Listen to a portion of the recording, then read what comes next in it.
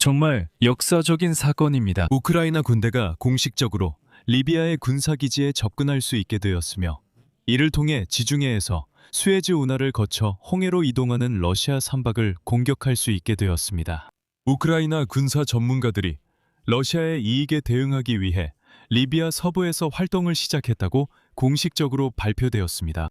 현재 그곳엔 200명 넘는 장교가 주둔 중이며 이는 현지 당국이 확인했습니다. 다시 한번 말씀드리지만 우크라이나는 사실상 리비아의 자국의 군사기지를 확보하여 그곳에서도 러시아인을 추적하게 되었습니다.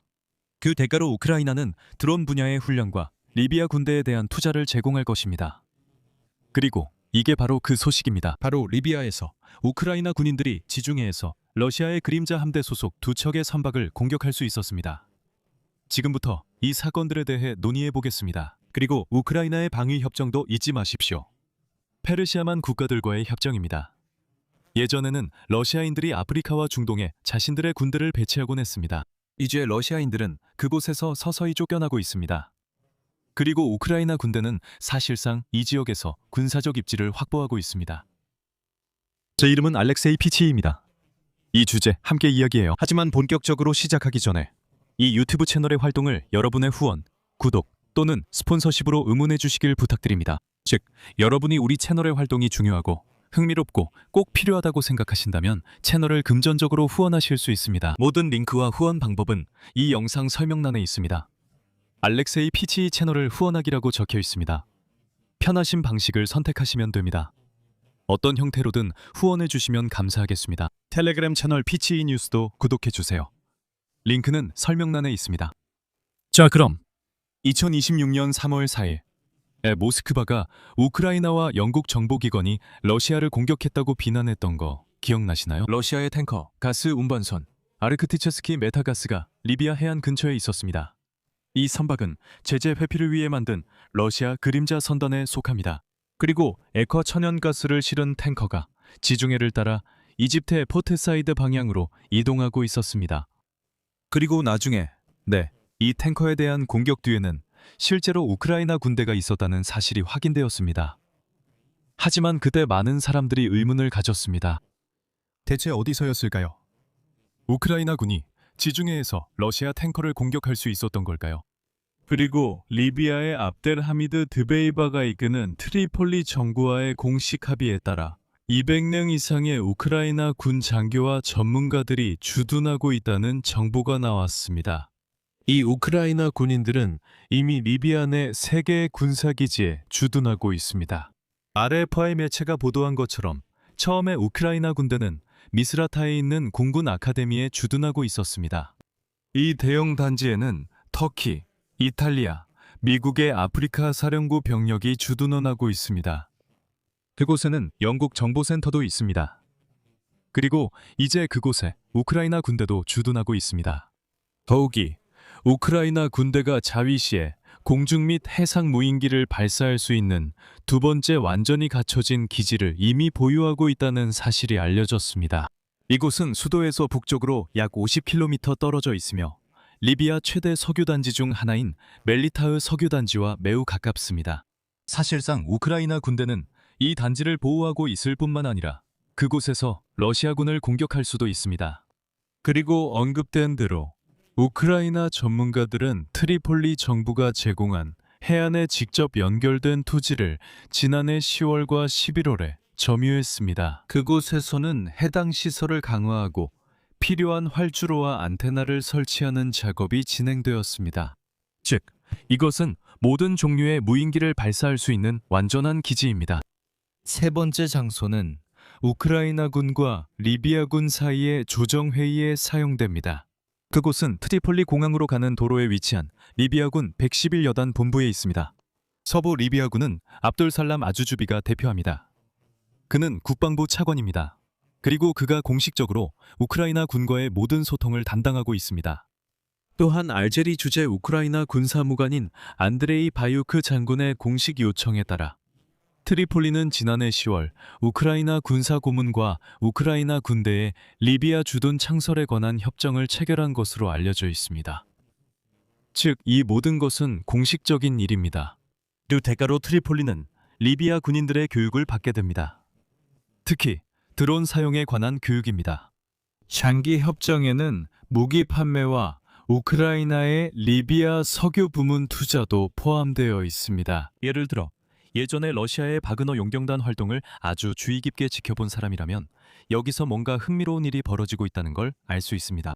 이제 3월 4일 사건으로 돌아가겠습니다. 러시아 선박 아르크티체스키 메타가지가 해상 드론에 의해 공격당한 것으로 알려져 있습니다. 우크라이나에서 제작되어 이미 흑해에서 사용되고 있는 마구라 B5 무인기입니다. 우크라이나 군이 주둔하고 있는 밀리타흐 기지에서 발사된 드론은 먼저 기관실을 타격했고 기관실은 빠르게 물에 잠겨 러시아 선박을 움직이지 못하게 만들었습니다. 재미있는 점은 러시아가 당시 지중해에서 발생한 자국 유조선 아크틱 메타가스에 대한 드론 공격을 국제 테러 행위라고 부르며 우크라이나를 비난했다는 것입니다.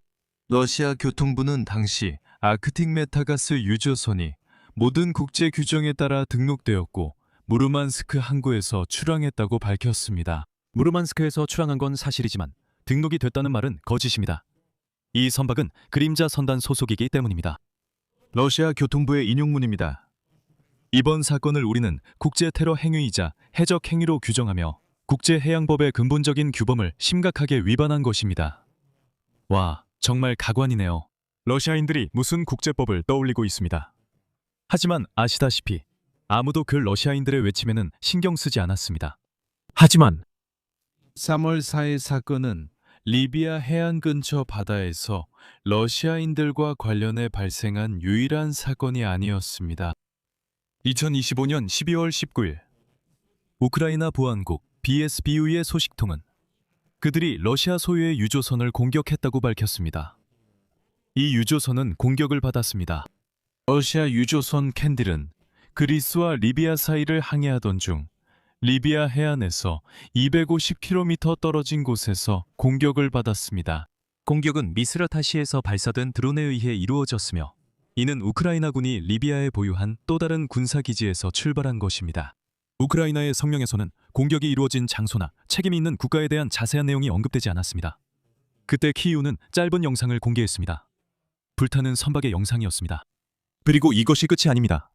바로 올해 1월 러시아 프로젝트 센터 도시에와 노르웨이 방송사 NRK도 조사 결과를 발표했는데 그 조사에서는 캔디로 유조선에 바그너 PMC와 러시아 정보기관 GRU의 요원들이 탑승해 있었다고 주장했습니다. 그들은 형식상 경호원으로 일했습니다. 기억하시죠?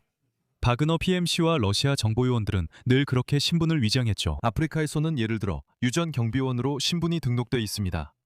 그때 캔딜 유조선에 대한 공격으로 2명이 사망하고 7명이 부상을 입었습니다. 그때 사망자 중에는 안드레이 아베르야노프 장군이 있었습니다. 그는 러시아 정보기관의 고위 간부입니다. 이런 상황에서 우크라이나 대통령 볼로디미르 젤렌스키는 미국과 이스라엘의 이란과의 전쟁이 시작된 뒤 우크라이나 전문가들이 페르시아만 국가들에도 파견되었다고 밝혔습니다. 이미 그들의 방어력 강화에 참여하고 있습니다. 먼저 방어 체계를 분석하고 잠재적인 공격에 대응하기 위한 해결책을 준비하는 것에 관한 이야기입니다.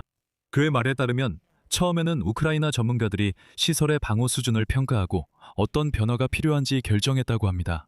현재 협력은 다음 단계로 넘어가 양측이 방어 강화에 대한 구체적인 조치들을 조율하고 있습니다. 젤렌스키는 이것이 단지 방공 시스템뿐만 아니라 시설의 물리적 보호와 물류 조직에 관한 것임을 분명히 했습니다. 평가 후 우크라이나 전문가는 외국 파트너 교육으로 전환할 수 있습니다. 이는 리비아에서 벌어지고 있는 일입니다.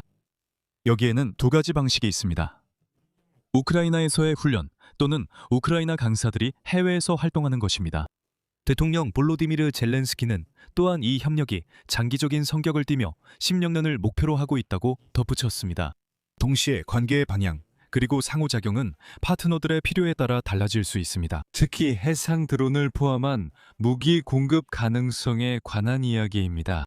그리고 보시다시피 우크라이나 군대는 이제 사실상 이 지역에서 군사기지까지 확보하게 되었습니다. 이것은 정말로 돌파구입니다. 여기서 말을 줄이겠습니다. 여러분의 의견과 결론을 이 영상 아래 댓글로 남겨주세요. 채널 구독도 꼭 해주시고 정말 중요합니다. 알림 설정도 해주시고 정보가 유익했다면 좋아요도 잊지 마세요. 여러분은 이 유튜브 채널의 활동을 후원하실 수도 있습니다. 예를 들어 화면에 보이는 QR코드나 이 영상 설명에 있는 링크를 통해서 가능합니다. 오늘은 여기까지입니다. 건강 조심하시고 모두 안녕히 계세요.